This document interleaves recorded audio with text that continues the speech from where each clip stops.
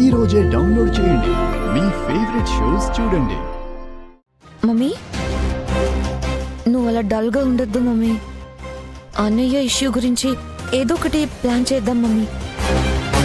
అడుగడుగునా అడ్డుపడతానే ఉండాడు. ఏం చెప్పమంటావు అమ్మీ? మీ అన్నన్నా నువ్వన్నా నాకు ఎంత ప్రేమో ప్రాణమో నీకు తెలుసు కదా. నేను మీ ఇద్దరి విషయంలో దేన్ని తేలిగ్గా తీసుకోలేనమ్మీ. అది నా బలమో బలహీనతో తెలియదు, కానీ మీ ఇద్దరూ నాకు ప్రాణం కంటే ఎక్కువ అమ్మీ. అందుకే నీ విషయంలో వినయ్ విషయంలో చాలా జాగ్రత్తగా ఉంటాను. కానీ ఏం చేస్తాం, తలరాత. మీ ఇద్దరినీ నేను భయపడే వాళ్ళింటికే కోడల్ని అల్లుణ్ణి చేసినది. నీ పెళ్ళంటే ఏదో యాక్సిడెంటల్గా జరిగిపోయిందా అనుకోవచ్చు. పైగా నీకు నా బాధ తెలుసు కాబట్టి, నువ్వు నా మాట దాటవు కాబట్టి పెద్దగా పోయేదేమీ లేదమ్మీ. కానీ వినయ్ని చూసినావుగా, కేవలం ఆ వెంకిగాడి కుటుంబాన్ని ఎంత గుడ్డిగా నమ్ముతా ఉండాడో.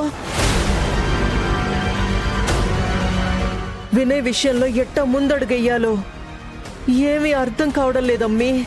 మమ్మీ, అసలిప్పుడు వినయ్ యాడుండాడో, తిన్నాడో లేదో ఏమో ఏమీ అర్థం కావడం లేదమ్మీ.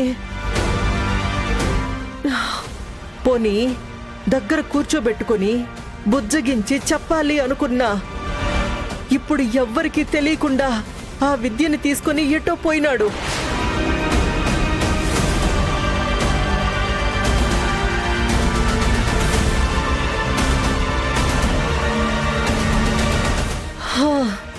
సర్లే అమ్మీ, నువ్వు ఎక్కువ ఆలోచించు మాకు. నేనే ఏదో ఒకటి చేస్తాలే. పోమ్మా, నువ్వు వెళ్ళి టిఫిన్ చేయిపో.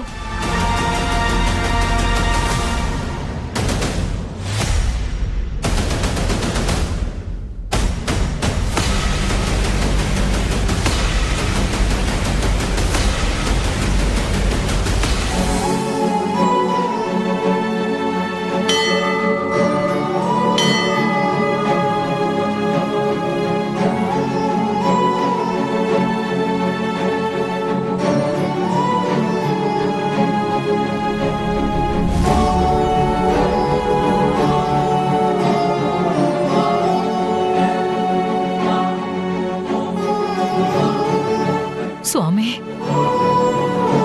నా కూతురు ఎక్కడుందో ఏమైందో ఏమీ అర్థం కావట్లేదు. తను ఎక్కడున్నా క్షేమంగా తిరిగి మా కళ్ళ ముందుకొచ్చేలా చెయ్యి.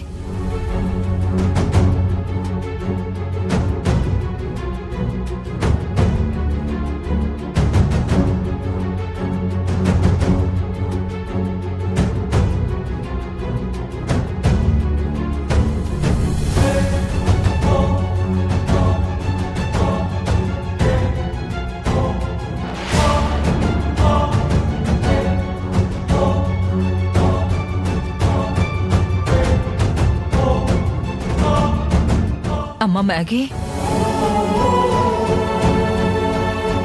ఎలా పిలవగలుగుతున్నావిలా? ఎలా పలకరించగలుగుతున్నావిలా? అసలు నువ్వెవరు? చెప్పు, ఎవరు నువ్వు? మ్యాగీ, అడుగుతున్నాను కదా, చెప్పు. నేను మీ అత్తనమ్మా. నువ్వు అత్తయ్యవి కాదు, హంతకురాలివి.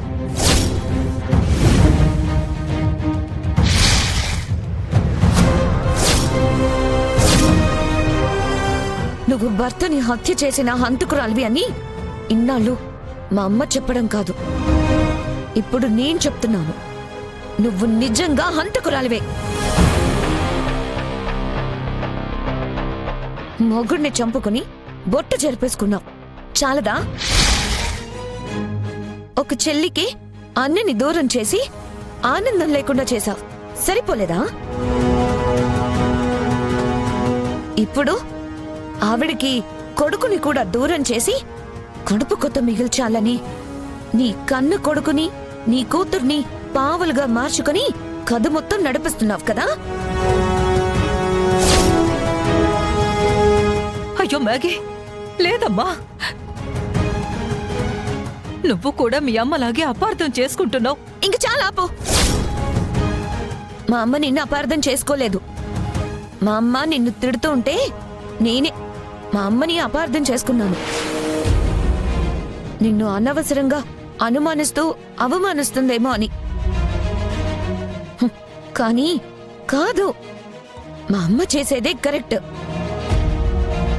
నువ్వు చేసింది చేస్తుంది తప్పు. నా మేనమామ భార్గవ నాయుడిని నువ్వు పెళ్లి చేసుకొని కడు తెరిచిన రాక్షసివి.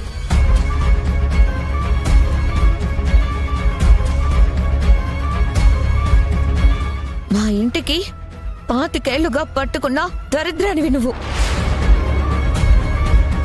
అయినా కూడా నీలాంటి దాని కూతుర్ని మా అన్నయ్య ప్రేమించి పెళ్లి చేసుకున్నాడో లేక తన మానవత్వంతోనో ఆ రోజు గుళ్ళో నీ తల్లి హంతకురాలు కాదు అని నిరూపిస్తే నీ చెల్లిని నా ఇంటి కోడలుగా ఆహ్వానిస్తాను అని నీ కొడుక్కి నా తల్లి మాటిచ్చింది. అవునా కాదా? అవునమ్మా. అప్పుడు నువ్వేం చేయాలి? నువ్వు ఏ తప్పు చేయకపోయి ఉంటే అది నిందే నిజం కాదు అని నిరూపించుకునే ప్రయత్నం చేయాలి. కానీ నువ్వేం చేశావు? నీ కొడుకుని కూతుర్ని అడ్డు పెట్టుకొని మా అన్నయ్యని నీ ఇంట్లో దాచిపెట్టుకొని మా ఇంట్లో లేడు అని మాతో అబద్ధాలు చెప్పి నాటుకోలాడావు. నువ్వు నీ కొడుకు నీ కూతురు కలిసి నన్ను మా అమ్మని పిచ్చోళ్ళని చేసే ప్రయత్నం చేశారు. తీరా దొరికిపోయేసరికి నీ కూతురు నా అన్నయ్యని తీసుకుని ఎక్కడికో పారిపోయింది. ఎక్కడుందనేది ఎవ్వరికీ తెలీదు. అది కూడా నీలాగే. మా అన్నయ్యని అక్కడ చంపేస్తే మా పరిస్థితి ఏంటి చెప్పు? మా పరిస్థితి ఏంటి? అమ్మా, అది కాదమ్మా మ్యాగీ.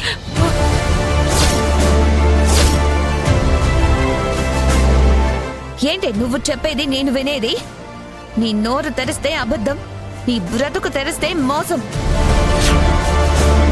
శుద్ధపుస మోహం పెట్టుకొని వెన్నపుస మాటలతో ఇన్ని రోజులు మాయ చేసి నెట్టుకొచ్చావు. ఇకప్పుడు నీ నటనను నమ్మేవాళ్ళు, నీ నాటకాల్ని వినేవాళ్ళు ఎవ్వరూ లేరు. చిచ్చి, అసలు ఏం బ్రతికేనిది? నీదో బ్రతుక చెప్పు. ఇలా బ్రతికే బదులు ఎక్కడి నుంచైనా దూకి చావచ్చు కదా.